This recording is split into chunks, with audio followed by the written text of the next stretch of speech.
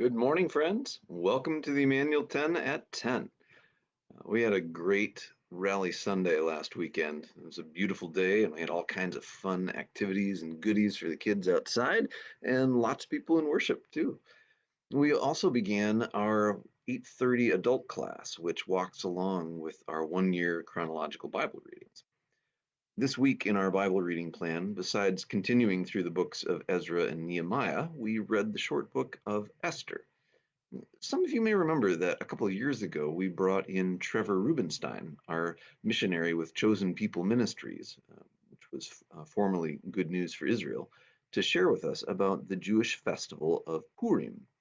The story of Purim is told in the book of Esther, which is set 100 years after the Babylonian exile in Susa, the capital of the kingdom of Persia. The Persian Empire had crushed the Babylonians and allowed the Jews to return home to Israel, but there were still lots of Jews living in Persia. In the story, the Persian king Ahasuerus hosts a huge banquet which lasts for 6 months. And at one point, he drunkenly asks for Queen Vashti to be brought out wearing a crown so that everyone can look at her. Uh, some commenters think that maybe he was suggesting that she be brought out wearing only a crown, and she refuses, and so he has her thrown out, disgraced, and has a royal decree written to say that every man should be the master of his own home, which is funny because his wife didn't obey him for good reason. So they hold a beauty pageant to find a new queen. And the one who's chosen is this Jewish girl named Esther, or Hadassah in Hebrew. Uh, but she keeps her ethnic identity a secret. Her uncle Mordecai, who had adopted her when her parents died, overhears a plot to kill the king, and he reports them, saving the king's life. In chapter 3, we hear about a guy named Haman, who is elevated to second in command.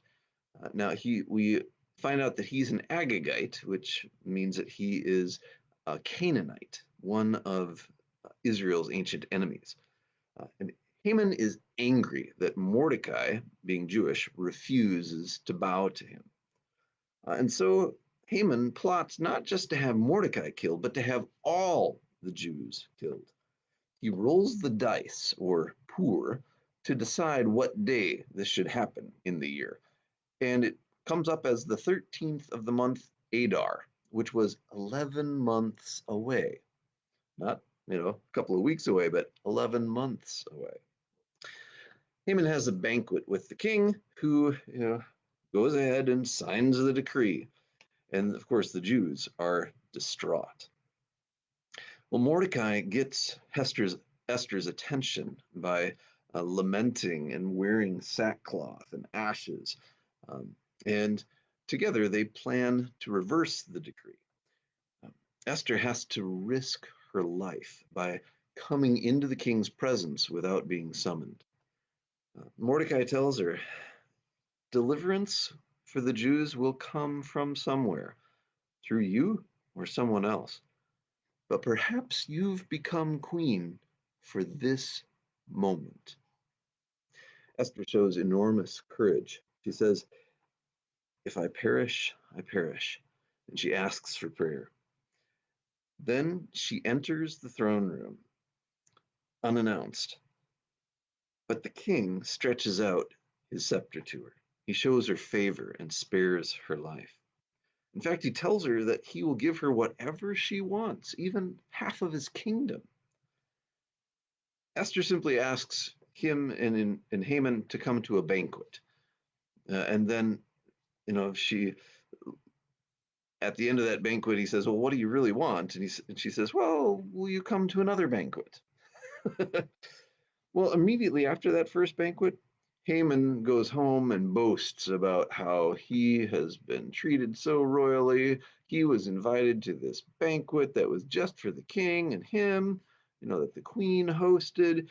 But he says, it's all worth nothing because I still see that Jew, Mordecai, at the gate of the palace. And so Haman has a 75-foot tall sharpened stake set up in front of his house for Mordecai to be impaled upon. And he plans to ask the king the next morning to have Mordecai killed. Then in chapter 6 is a central story where everything turns. The king can't sleep that night, and he has the royal records read to him, because apparently that's a really great way to fall asleep. But the guy who's reading to him just happens to read the part where Mordecai had saved the king's life. And the king said, well, was Mordecai ever rewarded for this? And he had not been. So that morning, Haman comes in to ask the king to have Mordecai killed. But before he could say anything, the king says to Haman, what shall I do for the man I want to honor? And Haman thinks to himself, well, who else would the king want to honor other than me? And so he says, oh, you should have someone put on this man a royal robe that the king has worn, and, you know, have him placed on a horse that the king has ridden, and have him led through the streets, with someone proclaiming, this is what is done for the man whom the king wishes to honor. And the king says, that's perfect. You go and do that for Mordecai. Ah! How humiliating for Haman. Well, that night, at the second banquet that Esther hosts for the king and Haman, she tells the king that someone has plotted to kill all of her people. And when the king says, well, who is it? She points at Haman. The king is so upset that he leaves the room, and Haman throws himself on Esther's couch to plead with her. And the king walks back in right at that moment and thinks that Haman is assaulting the queen. So he has Haman impaled on the stake that Haman had prepared for Mordecai. Well, then Esther and Mordecai plan to reverse the king's decree, which is a problem because Persian laws can't be undone.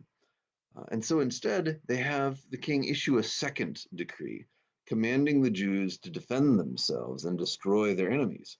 And the king goes ahead and signs it at yet another banquet. Mordecai is elevated to second in command, just as Haman had been earlier in the story.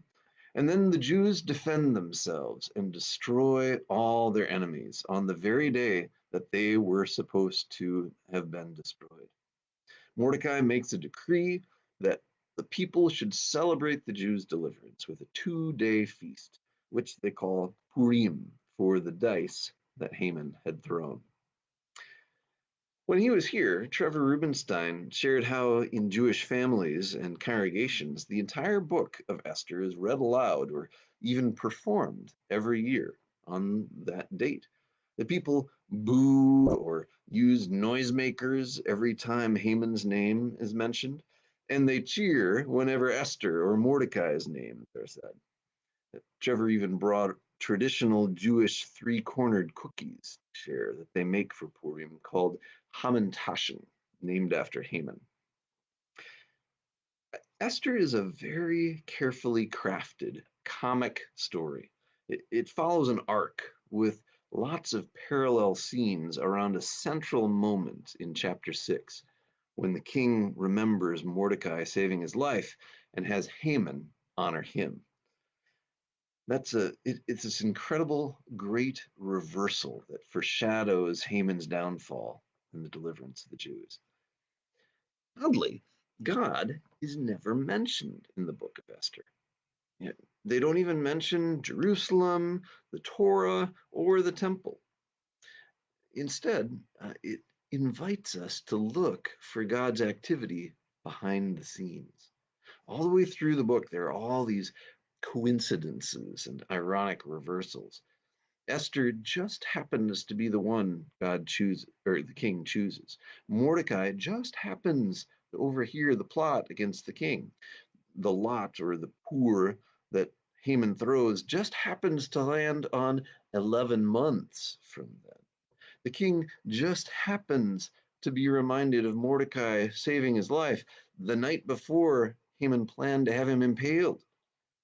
All these things point to God's provision and his plan to rescue his people. Now, there's also lots of moral ambiguity in the story. It's set not in Israel, but in the Persian court. It's a very bawdy story. If this was a movie, it would probably be, uh, PG-13 at least. The king seems perpetually drunk and persuadable, and there's lots of drinking and sex and murder in the story in clear violation of God's commands. Even the heroes of the story don't seem to obey God's laws. There's no mention of Esther or Mordecai keeping kosher, observing the Sabbath. They seem to have adopted Persian customs and dress, and Esther even becomes the Persian queen. The point of this comic story seems to be that despite exile, despite the absence of God in the story and Israel's own moral compromise, God has not abandoned his people. He will accomplish his purposes to rescue them. One of the story's most famous lines is said by Mordecai to Esther. Perhaps you have been made queen for just such a time as this. Deliverance from for the Jews will come from somewhere. This is your moment, your chance to be part of what God wants to do. Esther responded with courage and boldness and saved her people. Few of us will ever have to risk our lives for God's purposes, but nevertheless, God wants to use us in the mission of his kingdom. How will we respond?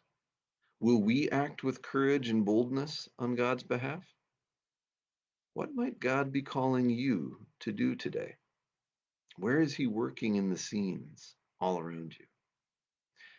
If you'd like to dig deeper into this fascinating story, I encourage you to come to our adult class in the Cornerstone Room at 8:30 Sunday morning.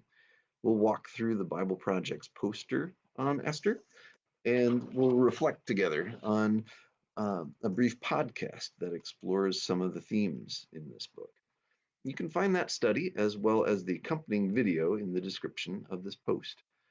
Hope to see you in the Cornerstone Room and in worship Sunday morning. Have a great weekend.